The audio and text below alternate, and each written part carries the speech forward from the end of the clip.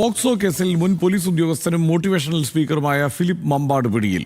കോഴിക്കോട് ചേവായൂരിൽ പോലീസിന് ലഭിച്ച പരാതിയുടെ അടിസ്ഥാനത്തിൽ നിലമ്പൂർ പോലീസാണ് പ്രതിയെ കസ്റ്റഡിയിൽ എടുത്തത്. 2025 സെപ്റ്റംബറിൽ 16-കാരിയെ പീഡനത്തിന് ഇരയാക്കിയെന്നാണ് പരാതി. വിവരങ്ങളുമായി ശാന്തകുമാർ വെള്ളാലത്ത് ചെയ്യുന്നുണ്ട്.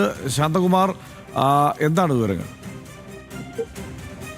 ഹർഷൻ, കാസർഗോഡ് കൊണ്ടുപോയി ഫിലിപ്പ് മമ്പാട് 16-കാരിയെ പീഡിപ്പിച്ചു എന്നാണ് പരാതി. ഈ 16-കാരി തന്നെ ചൈൽഡ് ലൈന് നൽകിയ പരാതിയുടെ അടിസ്ഥാനത്തിലാണ് ഇപ്പോൾ Kozhikode Chevayur police case register ചെയ്യുകയും ചെയ്തിരുന്നത്.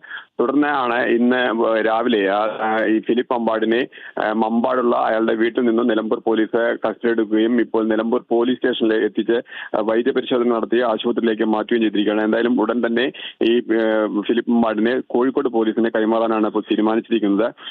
നിരന്തരം ഈ കുട്ടിയെ പീഡിപ്പിച്ചിരുന്നു എന്ന് തന്നെയാണ് പരാതി ഉള്ളത്.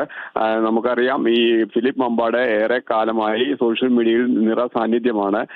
മോട്ടിവേഷൻ സ്പീക്കും മറ്റും നിരവധി പരിപാടികൾ നടത്തുന്ന ആളാണ്. ഒപ്പം തന്നെ വിദ്യാലയങ്ങളിൽ പോയി ലഹരിക്കെതിരെയും വിദ്യാർത്ഥികളെ ബോധവൽക്കരണം നടത്തുക ഉൾപ്പെടെയുള്ള പരിപാടികൾ നടത്തുകയും കുടുംബ പശ്ചാത്തലം മികവുറ്റതാക്കുന്നതിനുള്ള ഓരോ അത്തരം രീതികളായിരുന്നു അദ്ദേഹത്തിന്റെ ഈ സോഷ്യൽ മീഡിയയിൽ സജീവമായി ഉണ്ടായിരുന്നത്.